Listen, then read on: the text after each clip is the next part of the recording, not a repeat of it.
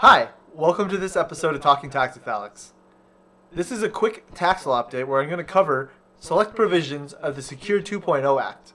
The 2.0 Act was part of the Omnibus Bill that was passed at the very end of December of 2022. I'm only going to cover a couple of provisions which I think apply to the most amount of people. There are a lot of provisions in here that get very niche and apply to very specific taxpayers, which I don't think would make for a very interesting video if I went into all of it.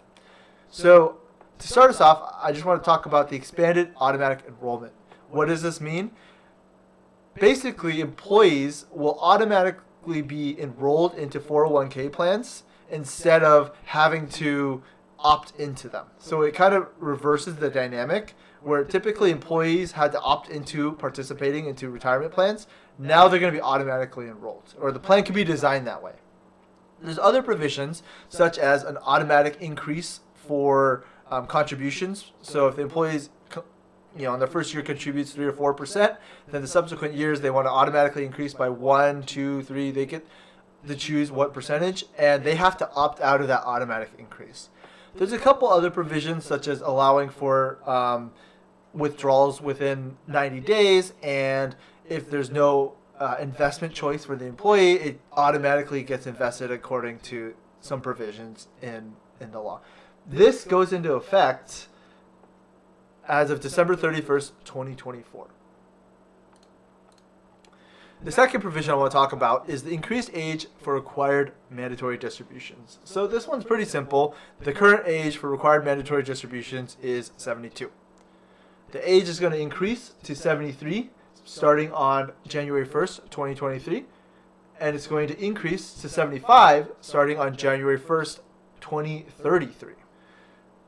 The next provision is the higher catch-up limit. So once you turn 60, 61, 62, or 63, the limit increases from what it currently is. It's $7,500 now, but it increases to the greater of $10,000 or 50% more than the regular catch-up limit. So 50% more than $7,500 is $11,250. So next year, if we use the 2022 numbers, then the catch-up for participants aged 60, 61, 62, or 63 can be as high as $11,250.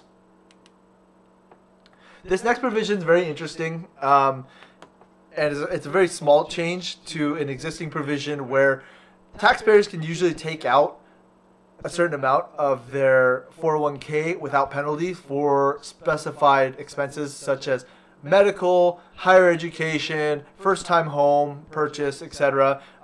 There's a list in the code that you can take out money from your retirement account without paying the 10% penalty. Otherwise, if you take your money out, you have to pay your tax on the income plus an additional 10% penalty. So there's a new provision that basically allows you to take out $1,000 and not pay it back. It's not a loan. $1,000 once every 3 years for unforeseeable economic hardship. I think this is a catch-all that is supposed to be very lenient and allows you once every 3 years to take out an extra $1,000 and not pay tax not pay penalty on it. You will pay tax. You will pay income tax, but not the 10% penalty.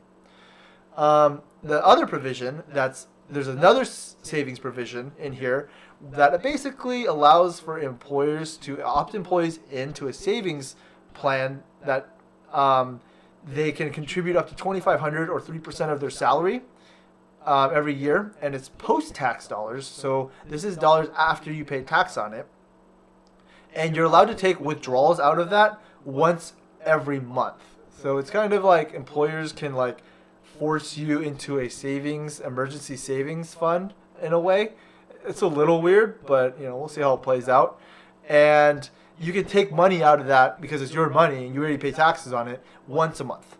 And if you get severed or terminate from that employer, then you can take that money as cash or roll it into a Roth. That's pretty cool. The other provisions, and I'm just going to kind of list these off that I thought were interesting, and these are there's even more than this. There's probably 3 times more than this for very, very niche taxpayers, but some of these are for starter 401k plans for employers with no retirement plans, so there's a provision for that. There's a provision for improving coverage for part-time workers. There's a provision that reduces the excise tax on certain accumulations in qualified retirement plans. So basically this means that failures to take your required mandatory distributions are penalized by, they used to be penalized by 50%. Those have been moved down to 25%.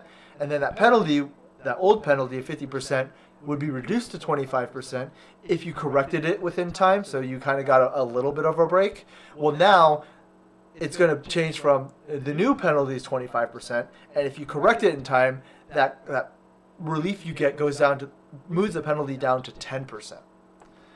There's a provision for retroactive first-year elective deferrals for sole proprietors.